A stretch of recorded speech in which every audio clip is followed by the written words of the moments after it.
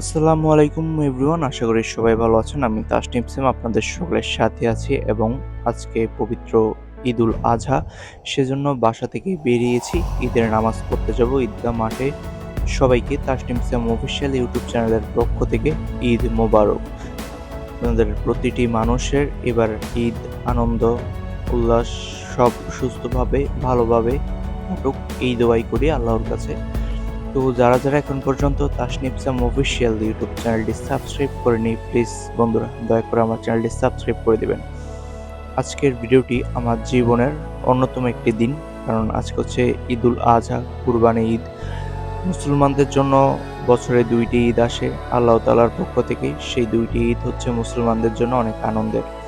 সেই আনন্দের দিনে আজকে আমি যাচ্ছি আমাদের গ্রামের বাড়ির যেই ঈদগাহ মাঠ রয়েছে, নিউ হোস্টেল মাঠ, সেখানে।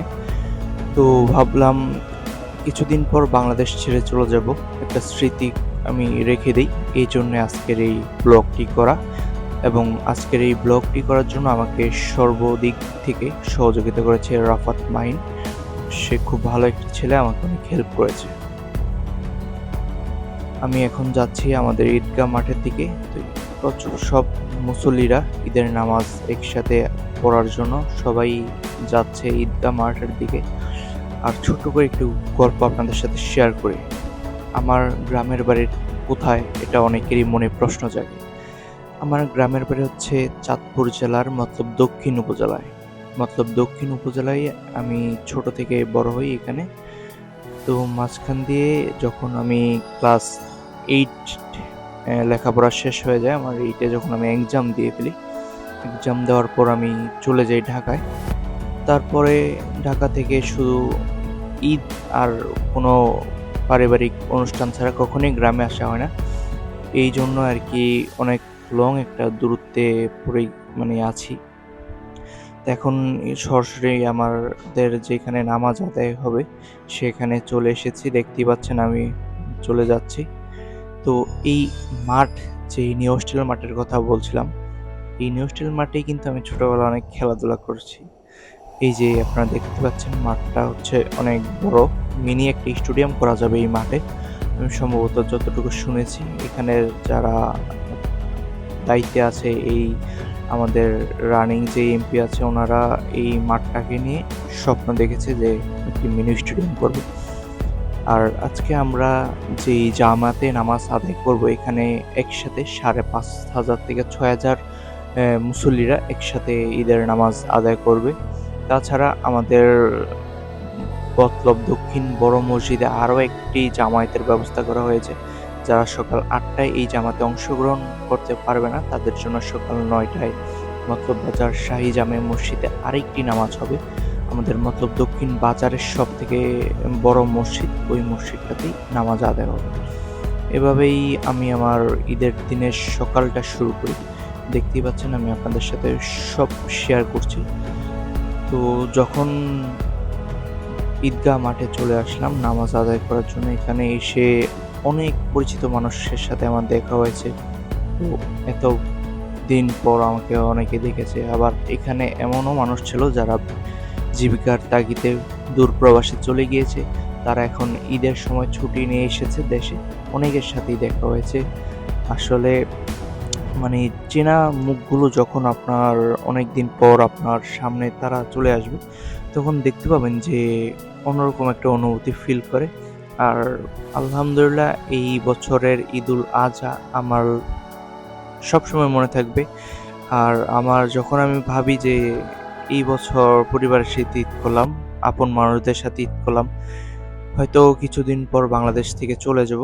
আপনারা সকলেই জানেন আমি দেশের বাইরে থাকি। তো আগামী বছর আসতে পারবো কিনা জানি না, সবসময় তো সুযোগ সুবিধা হয় না ব্যস্ততার কারণে। তো যাই হোক, নামাজের জন্য সবাই প্রিপারেশন নিচ্ছে। আমাদের যিনি ইমাম সাহেব, তিনি মাসালাগুলো বলছে কিভাবে নামাজ আদায় করবে, কয় তাকবীর দিতে হবে।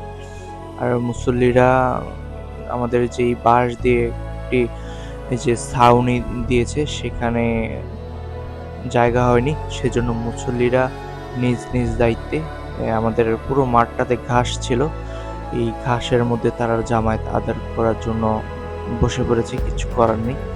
আর আমি যেহেতু ভিডিও করতে করতে করতে করতে আসছি, এই জন্য আমার একটু লেট হয়ে গিয়েছে, এবং এই লেট হওয়ার কারণে আমি সামনেও জায়গা পাইনি, মাঝখানেও জায়গা পাইনি। আমি একদম সবার লাস্টে যেই কাতার ছিল, শেষ কাতারে আমি দাঁড়িয়েছিলাম। শেষ কাতারে দাঁড়িয়ে আমি ঈদের জামাত আদায় করেছি। তো দেখতেই পাচ্ছেন সবাই দাঁড়িয়ে রয়েছে, ৫,৫০০ থেকে ৬,০০০ মুসল্লি এখানে ছিল।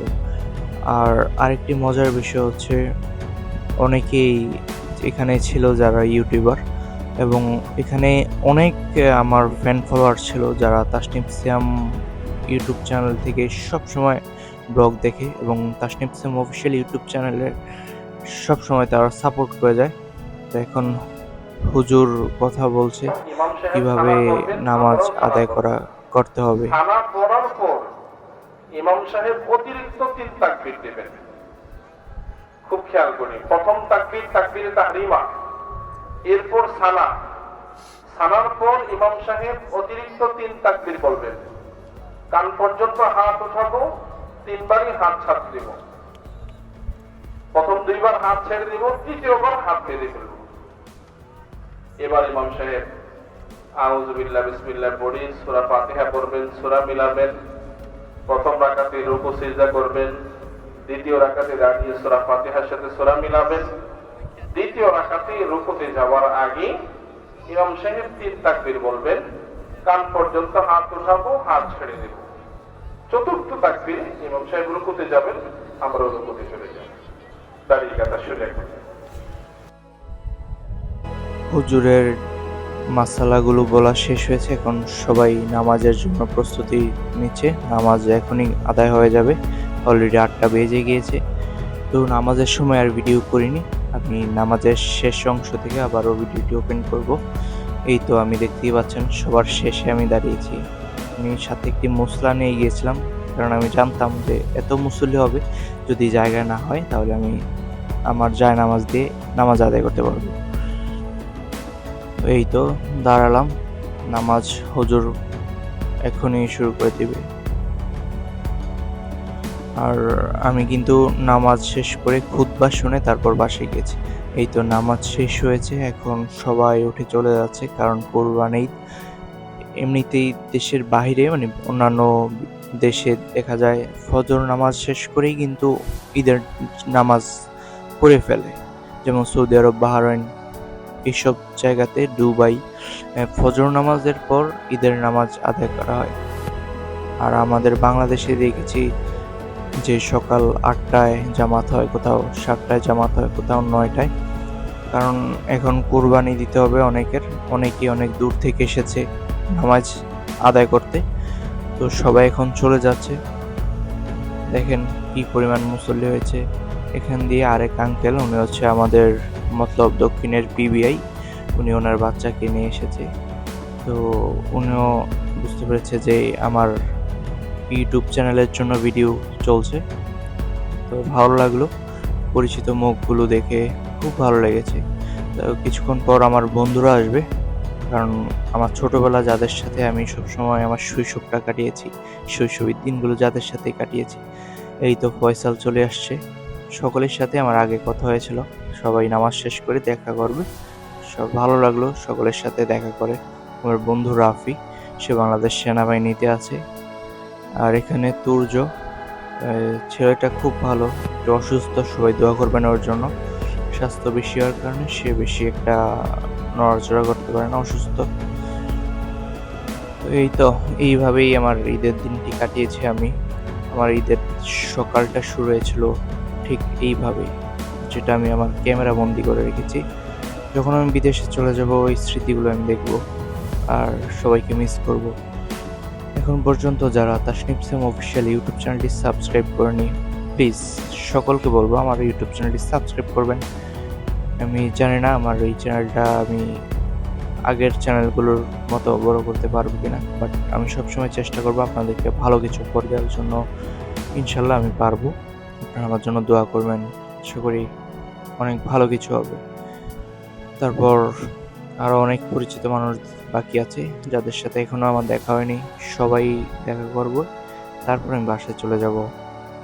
আজকের নামাজের এই ভিডিওটি বা আমার ঈদের সকালের যে যাত্রাটা বেশি বড় ভিডিও হবে না। আমার এটা হচ্ছে ঈদের দিন পার্ট 1 এর একটা ভিডিও। আমার সেকেন্ড ভিডিওতে কুরবানি দিয়েছি, আরেকটি ভিডিও আসবে। সবাই বেল আইকনটি অন করে রাখবেন এবং সাবস্ক্রাইব করে রাখবেন। আমাদের কুরবানির ভিডিওটাও আপলোড করা হবে। এই তো এখানে আরও বন্ধুরা আছে। বাংলাদেশ পুলিশের একজন সদস্য সৌরভ বাড়িতে এসেছে, সৌরভের সাথেও দেখা হয়েছে। আসলে বন্ধুরা সবাই এখন সবার মতো করে যার যার মতো দূরে থাকে। কেউ লেখাপড়া করে, কেউ চাকরি করে, এই আর কি, ছোটোবেলার বন্ধুরা। তো আমার এই ভিডিওটা আপনাদের কাছে কেমন লাগলো অবশ্যই কমেন্ট করে জানাবেন এবং কি আমাকে সাপোর্ট করবেন। এই তো এখানে আরও বন্ধুরা আছে। ফয়সাল, সে হচ্ছে ফ্রেন্ডস জোন সোসাইটির একজন প্রতিষ্ঠাতা। তাদের কার্যক্রমগুলি আমার কাছে খুব ভালো লাগে। মানুষকে বিনা পয়সায় সাহায্য করা, সবসময় মানুষের সাথে থাকা, সবসময় মতলবের সাথে থাকা, এইভাবেই আমার ঈদের দিনটি শুরু হয়। সবাই দোয়া করবেন আমার জন্য। ভালো থাকবেন, সুস্থ থাকবেন। আল্লাহ হাফেজ। আসসালামু আলাইকুম।